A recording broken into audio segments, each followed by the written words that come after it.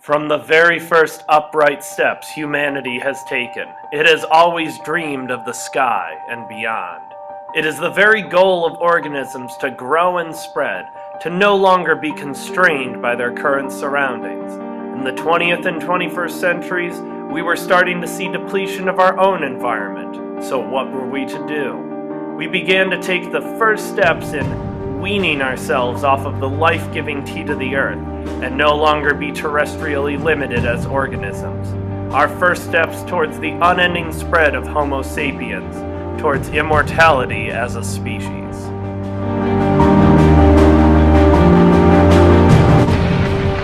We choose to go to the moon in this decade and do the other things, not because they are easy, but because they are hard.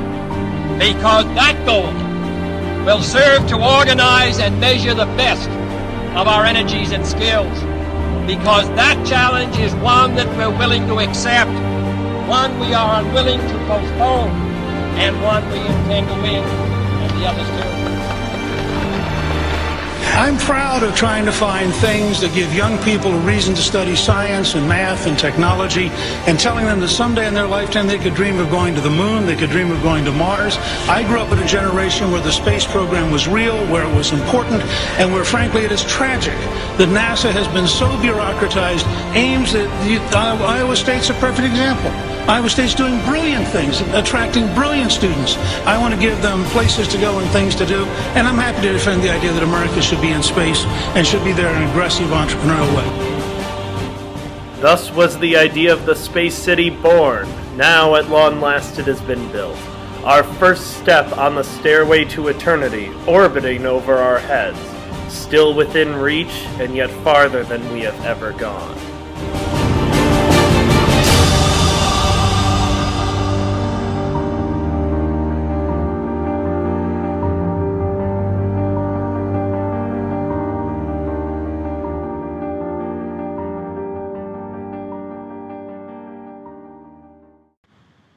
Well, in the beginning of the project, the 5 world powers at the time decided that, not one nation or world power should have jurisdiction over the space city.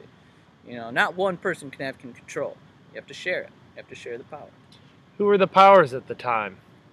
At the time, the world powers were the Democratic Republic of the Congo, Liberia, Walmart, the Maltese Empire, and the autocracy of Antarctica. It's a little bit different now, isn't it? Yeah, everybody's coming down here. So nice. Look at the sun shining. Flowers blooming. Look at this. Look at this. Yeah. Did you want to go on the city? I'll tell you something. I helped design it. But they told me that I was too mentally unstable to go. No, that. I can go if I want. Try me. To make sure the colony maintained a peaceful purpose, the people able to live on the city were screened for mental stability. They wanted to remove any potential for rebellion, comparing the difficulty of maintaining stability from the surface to the difficulty the British had in dealing with American rebels from across the Atlantic Ocean. Not wanting to repeat history or needlessly waste precious resources, instead, the type of person able to be a part of the project was heavily controlled for. The Space City project was far from embraced by many of those remaining all across the surface of the Earth. Darf ich nicht dabei? Darf ich alle nicht dabei? Steig mal raus! There were people who thought this new technology was inherently elitist and discriminatory.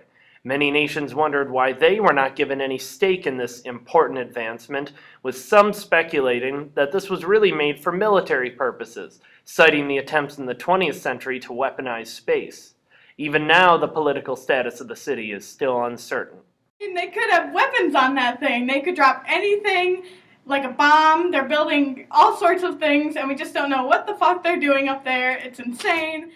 Other groups thought that this was not the right step for mankind to be taking, suggesting that we instead should live in harmony with Earth, rather than trying to leave it. Ultimately, the project moved forward, as a review of history shows that some of the most important technologies for the advancement of mankind have been met with the greatest resistance.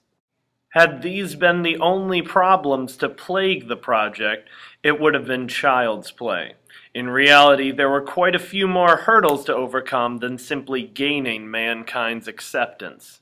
The suggestion, the idea, when I did this whole calculation, the whole point was if you were going to bring it from Earth orbit up, up into low Earth orbit or into some orbit around the Earth, that would be really, really expensive. But if you went and found an asteroid which had enough material to make this, which wouldn't be hard because the asteroid belt is full of, nickel iron asteroids, which have all the stuff you need, because the asteroid belt is made out of the same stuff as the crust of the Earth. Then it's from an energy point of view, it's way cheaper to bring an asteroid to the Earth than to bring things up. Due to these difficulties, the large metal-rich asteroid 1337 Cronus was pulled into Earth's orbit and used to construct the city.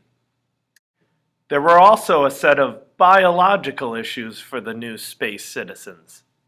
Well, let me start by saying that here on Earth, your body has been developed to withstand gravity. So when you go into space, you are now under a microgravity condition, and so with regard to the skeleton, you don't need this strong bone to hold you up anymore. And so, in fact, one of the many things that happens when you go into space is that you start losing bone. And it's significant. So within a month of being in space on a space station, you lose as much bone as a postmenopausal woman does in a year. There are many difficulties in growing food in a microgravity situation. How will these people feed themselves? And so that's where this hydroponics comes in, where maybe you could have water that you recirculate and you grow the plants. And so I do believe that you can culture some plants under microgravity. All these issues seemed formidable, but luckily we had some of mankind's greatest minds on the task. Here we have a diagram of our space city, and the living and working space is all in the outer ring. Here, an artificial gravity is created by turning the ring once every 3 minutes.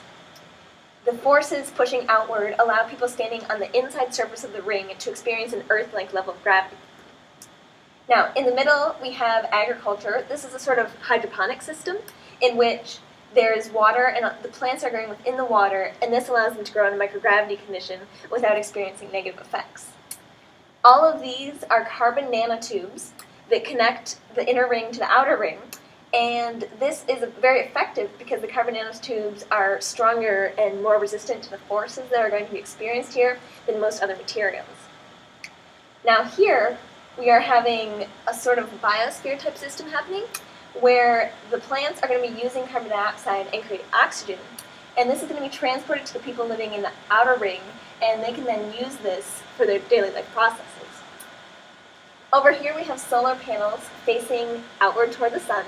This is going to be the primary source of energy for the space city once it's up and running, because we want it to be fairly self-sustaining.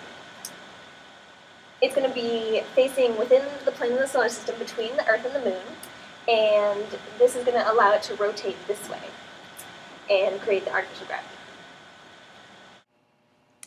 Now that the design of the space city have been finalized and construction completed, the future citizens of Gringrich City are being shipped into space to begin their new life on their new home.